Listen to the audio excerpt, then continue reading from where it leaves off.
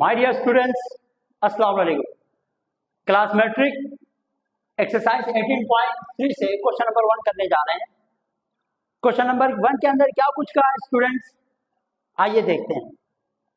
Question number 18.3 में question number 1 को हम डिस्कस कर रहे हैं। इसमें कहते हैं find the third proportional if first, second and fourth proportional are. ठीक है, ये हमसे पूछा गया है आप थर्ड मालूम करें। अगर आपके पास फर्स्ट, सेकेंड और फोर्थ प्रोपोर्शनल 6, 18 और 54, तो ये पहला वाला हमारे पास क्या होगा? फर्स्ट प्रोपोर्शनल, सेकेंड वाला सेकेंड प्रोपोर्शनल, यहाँ पे थर्ड हमने लेट करना है और ये वाला फोर्थ प्रोपोर्शनल। तो इस वक्त हमारे पास ए बी सी डी की सूरत में भी आप इसको लिख सकते हैं, लेकिन मैं आपको तरीका डिफरेंट है। ठीक है, मैं आपको सिंपल, मैं चाह रहा हूं कि आप ए बी सी के परेशानी में ना हो। सिंपल, पहला वाला फर्स्ट, सेकेंड वाला सेकेंड, थर्ड वाला यहाँ है नहीं, मालूम करना है तो हम उसको लेट करेंगे और फोर्थ वाला भी यहाँ पे गिवन है। तो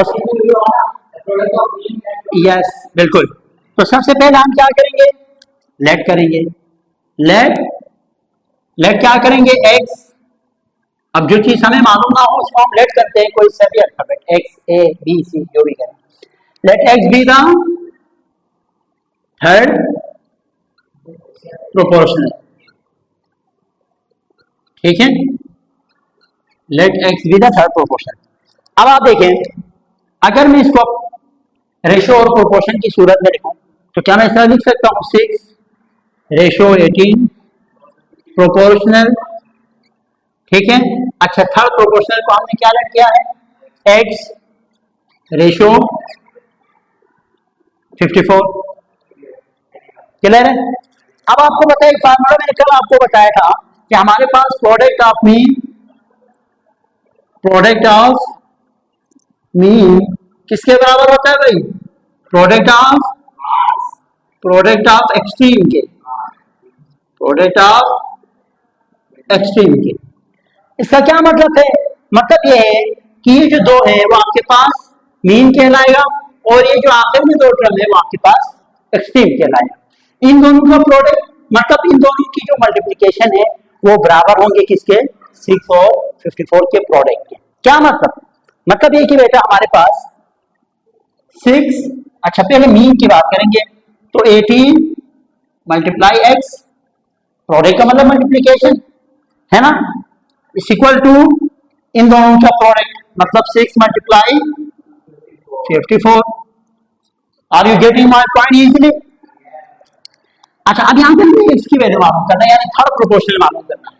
तो मुझे 18 को किस साइड पे लेके जाना पड़ेगा? दूसरे साइड पे।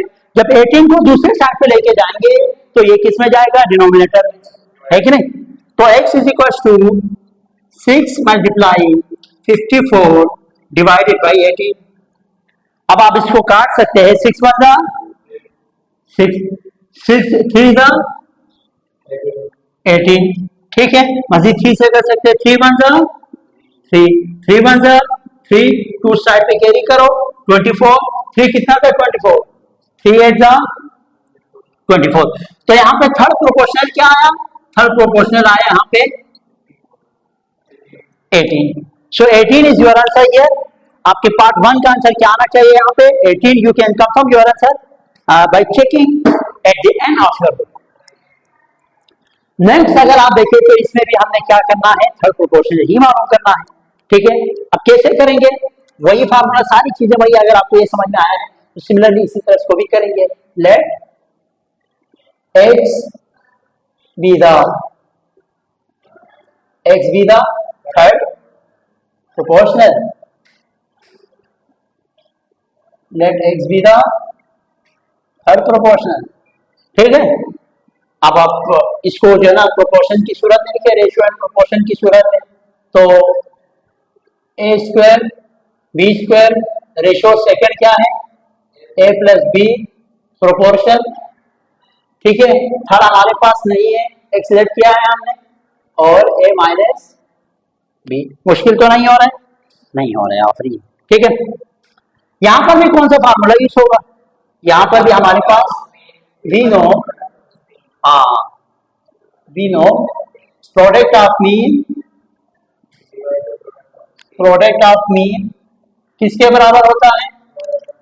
प्रोडक्ट ऑफ एक्सट्रीम के, प्रोडक्ट ऑफ एक्सट्रीम के, ठीक है क्या? अच्छा, अब प्रोडक्ट ऑफ मीन में देखेंगे हमारे पास क्या चीज गिवन है।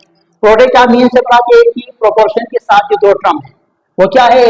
ए प्लस बी, इसको आपने एक्स के साथ प्रोडक्ट फॉर्म में लाना है यानी मल्टीप्लाई करना है। और ये जो आपके पास दो आखिरी टर्म है यानी A square minus B square, इसका किसके साथ? ए माइनस बी के साथ प्रोडक्ट फॉर्म में लेके आना। यहां से कोई मसला है नहीं है, ठीक है। अब हम क्या करेंगे, इसकी वैल्यू, क्योंकि एक्स हमारे पास थर्ड प्रोपोर्शनल है, जो इसकी वैल्यू मालूम करेंगे तो ए प्लस बी को कहां भेजना पड़ेगा? दूसरे साइड पे। जब दूसरे साइड पे जाएंगे तो ये कहां चला जाएगा? डिनोमिनेटर में यानी डिवाइड में चला जाएगा। तो x इज इक्वल टू, अगर मैं इस फार्मूले को खोल के लिखूं यानी मैं इसको इस अंदाज में लिखूं a प्लस बी और a minus B, a minus B. और यहाँ पे क्या क्या मैंने इसको लिखा है यानी A square minus B square किसके बराबर है? a प्लस बी और a माइनस बी के बराबर है। और a minus B as it is लिख लिया। आई बात समझ में? यानी A square minus B square, A plus B, A minus B के बराबर। हाँ क्या? बाकी इसको इस साइड पे भेज दो, ए प्लस बी।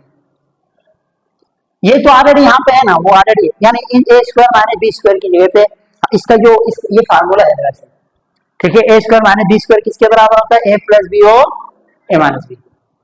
यहाँ से कैंसिलेशन हो सकते हैं, ए प्लस बी और ए प्लस बी कैंसिल, ठीक है। तो हमारे पास क्या आया? X is equal to A minus B और ए माइनस बी। अच्छा, जब भी दो सेम टर्म इस तरह मौजूद हो, ए माइनस बी और ए माइनस बी की सूरत में हमारे पास टर्म मौजूद हो, तो हम इसको इस तरह भी लिख सकते हैं ना, इसको इस तरह भी लिख सकते हैं, X is equal to A minus B की होल स्क्वायर, ठीक है। So this is your final answer and this is your third proportional. In this way we have proved third proportional from these two questions, okay.